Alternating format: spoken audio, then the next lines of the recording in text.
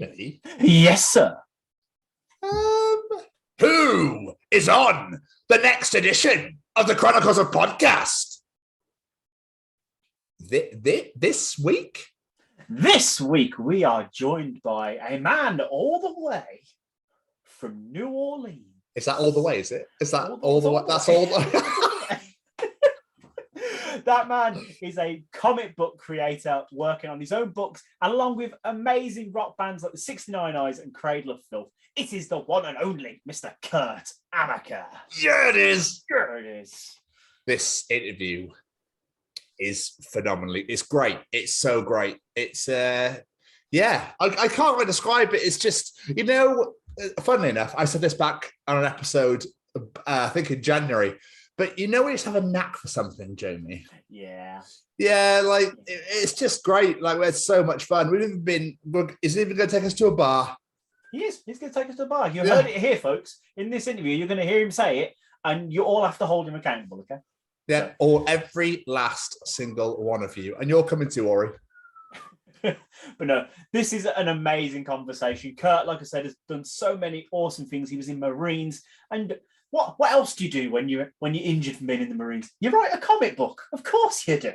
Yeah. And it's incredible. And it's given him so many awesome opportunities in life.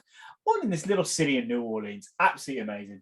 But he turns around and says, I've got my yellow legal pad. I'm going to write a story. And this story goes like this. Song. So comic companies, even Image, the opportunity to just send in a submission is just very rare. Occasionally they'll have open submission calls, but your best bet is to know people by way of however you get to know people. I don't know, go to cons, talk to a bunch of editors, buy them a drink, chat them up, make sure that they know that you're not a crazy person, put out some stuff yourself, get to, it's like anything else. You stumble. It's like, all right, chaps.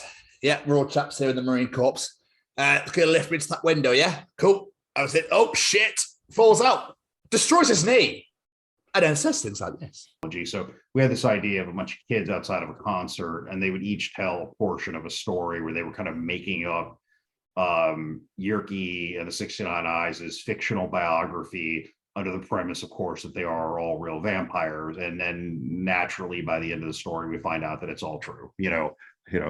Newsflash for spoilers for a story that, it's like every anthology show, like every episode of Tales from the Crypt or Twilight Zone, where has a premise like that. It's like, guess what? The kids' dreams were all real, or the monster. Then he turns around to his friend, Danny Filth, and says, do you know what, Danny? I reckon you should check out my book, Todd Colwell, and other things like this.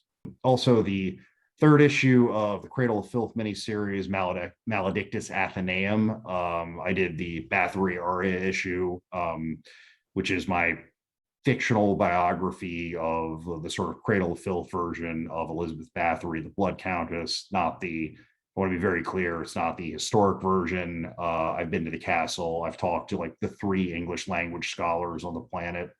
Actually, I've talked to 2 of the 3 that study her, so I'm very big into legit history, but this is very much the, kind of like high Gothic, blood bathing, witchcraft, that kind of thing. The best album as well. Yeah, it's my personal favorite, along with Dusk and Her Embrace. Although that's right, guys, the Chronicles of Kurt Amacker, out this Friday at 6 p.m. UK time. Be there, or be rectangle, like a comic book. Genius, Jamie, of course. But I'm going to be that really weird, squiggly line shit that metal bands have that you can't actually really read what the band's name is. Like a pile of fallen sticks. Thorns.